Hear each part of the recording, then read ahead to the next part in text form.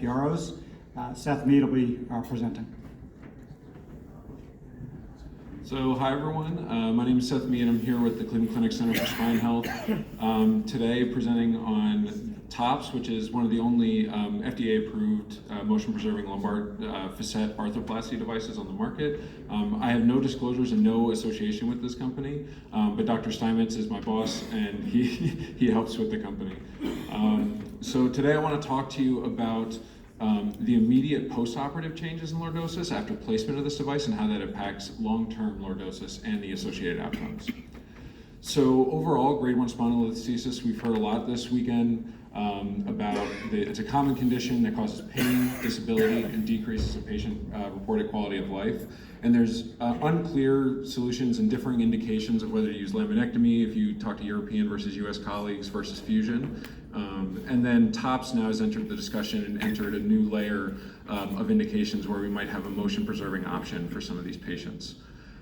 The basic methods that we used in this study, we were looking at the prospectively collected randomized data for the IDE trial of TOPS, and we were looking at the X-ray scans from preoperative to immediate postoperative within the first 6 weeks following surgery, standing X-rays, and then looking at 2 years postoperatively to see changes in lordosis and then their associations with patient-reported outcome differences. What we found was that in both our fusion control group, which had about 36 patients, and the TOPS experimental group with 101 patients, we found that both the immediate postoperative change in lordosis was related to the long-term change in lordosis. However, it showed that essentially all patients who had at least -5 as far as their increase in lordosis, so even if they lost 5 degrees of lordosis upon placement, still were able to gain lordosis long-term at 2 years postoperatively following TOPS placement. And so here we just see some example scans from those patients, both with neutral placement and someone who actually lost lordosis immediately but ended up gaining it long-term. And this is hypothesized by the motion-preserving aspect of TOPS. Overall, we had about 90% in both the TOPS and TLIF group that gained lordosis or remained neutral. And then that correlation did correlate that all those who gained lordosis long-term also saw the benefits in their patient-reported outcomes in both the TOPS and TLIF group.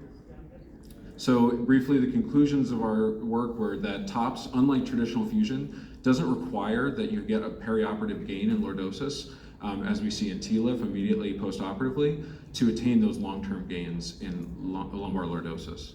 And that those increases in lumbar lordosis for those who were able to gain it did find improvement in their patient-reported outcomes with regards to quality of life, disability, and pain. So future work, we look at multivariable correction for this. So this data, we didn't have patient-level data to correct as far as age and BMI and other risk factors.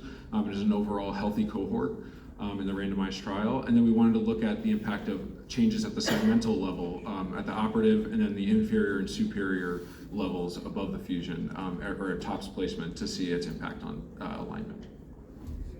I want to thank Dr. Steinmetz and the two Michaels that helped this project go. So Michael Schost and Michael Steinmetz here for their mentorship and support in this project.